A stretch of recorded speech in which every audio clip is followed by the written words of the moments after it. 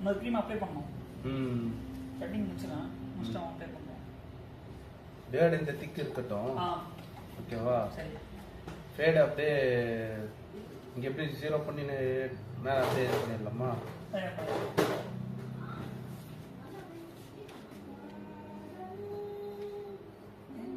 Hi friends, இப்போ நம்ம பார்க்குறது பார்ட் 2 வீடியோ. ஸோ இவருக்கு எப்படி ஹேர் கட் பண்ணுறது தான் இந்த வீடியோ. ஸோ ஆல்ரெடி ஃபஸ்ட்டு வீடியோவில் சொல்லியிருப்பார் அவருக்கு எப்படி வேணுன்றதை. ஸோ அதுக்கேற்ற மாதிரி நம்ம அவர் எப்படி கேட்டாரோ அது பண்ணுறதுக்கு பண்ணிகிட்ருக்கோம்.